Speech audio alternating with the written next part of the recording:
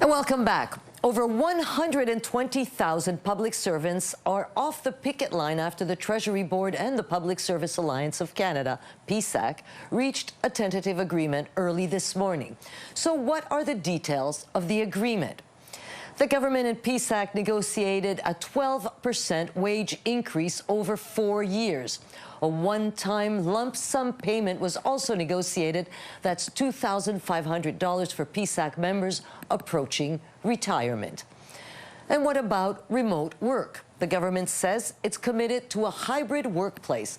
Treasury Board President Mona Fortier says the government has agreed to review its directive on telework, something that hasn't been updated since the 1990s. Minister Fortier told reporters earlier today the cost of the deal is estimated at $1.3 billion per year. Now, 35,000 Canada Revenue Agency employees are still off the job. Negotiations are still underway at the bargaining table. Let's bring in Mona Fortier now. Hello, Mona Fortier. Thank you for being there, and congrats, to both sides for reaching a deal. And I want to go back to something you said in your news conference earlier today. You said 1 down, 23 more deals to go with the various bargaining units of the federal employees unions. Are you expecting that there may be other work disruptions, other strikes on the horizon? Well, I'll say, as you know, Joyce, thank you for having me. And as you know, we had 2 deals that we had done before. These 4 that we have a tentative deal at this time. And there's, as I said, around 20 more to go. I believe that we have found the right path and that we have done really what is reasonable, fair, and competitive, a balanced approach for public servants and also for Canadians. Therefore, I believe strongly that the next deals should be relatively the same. Of course, sometimes depending on, work adjustments or other different small demands. I believe on the wage we should be at a good place. So the 12% over 4 years is what I'm understanding is you're saying that will set the standard for all the other bargaining units. So first I want to just make sure Canadians and employees understand it's 11.5% over 4 years. And there's a 0.5 that has been added for work adjustment under the different group specifics. And that is also an addition to $2,500 for in addition. So that is the baseline, and we have found that we have that fair and reasonable deal, as I said. So let me ask you about the CRA. This is the revenue agency employees that are still out. Today, by the way, is the deadline for filing taxes, and your government has not extended the deadline for those people out there who still have probably many questions. They're asking for about 30% increase over 3 years. So how would you reconcile that? One bargaining unit getting, okay, what essentially is 12% over 4 years, and these people asking for almost 30% over 3 years. How do you reconcile that? So first, I just want to make sure everybody understands that the Canada Revenue Agency is doing the negotiations. I gave the broad mandate to the team, and they're negotiating at this time in mediation at the table. I believe that we found in the last, as you can see, 24 hours with PSAC, who also represents the Canada Revenue Agency, a fair deal. And I would be very surprised that they would not follow exactly what we have done on the general line. And therefore, I just think it's a matter of hours, hopefully, that the negotiating team will finalize. But again, this is under the Canada Revenue Agency, therefore we'll follow, and I'm sure they're working very hard at the table at this time. No, I understand that you're not the one negotiating, but it's the same government, Minister.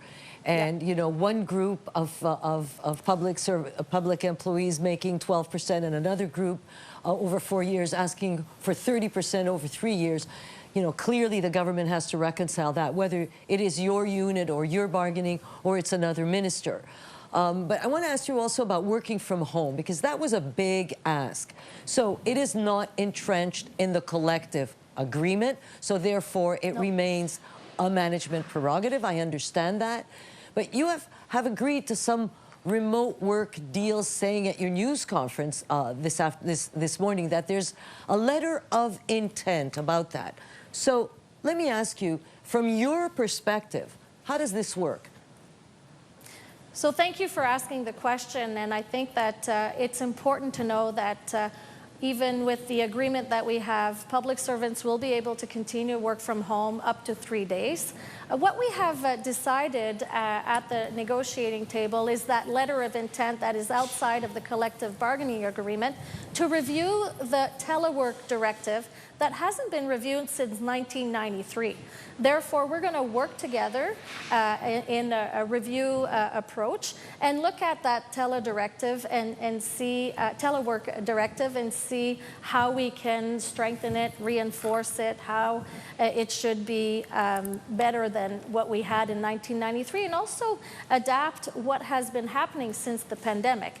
But we want to make sure that it is continuing, that it is a right of the manager or management right. We will continue to have that. So you Therefore, expect that I believe it's a good decision. So you expect that a lot of them will be working from home. Do you expect that to become the norm? In other words, 2-3 days at home, maybe 2-3 days at work? Well, currently that's what we have proposed. That's what managers are working with. We might see also, how do we best serve Canadians? That's the important thing. What is best to deliver the core services that we have? And we always have to review and look at how Canadians will be able to be served. Therefore, I believe that telework review will give us a good tool, especially that it hasn't been updated since 1993. To be more flexible. Now, you just quickly, because I don't have a lot of time. So you said that this deal, the deal that you signed finally at 1 a.m. Is a $1.3 billion deal every year. Is that only the salary, or is it also all the other things? Is that only the salary that you're including in that $1.3 billion, or are there other things added to overtime, holidays, those kind of, which end up by adding to the bottom line of the government? So it's the cost of what we have as a tentative deal comes up to $1.3 billion, you're right, which is less than half of what PSAC's demands were at the beginning. I just want to remind that we started with a position of 570 demands on the table, and we talked about it. We worked on it for the last month, and we got to this tentative agreement, and I'm hopeful that we'll get that ratified very soon. Treasury Board President Mona Fortier, thank you so much for taking the time to talk to us and get some rest. Merci beaucoup. Thank you very much.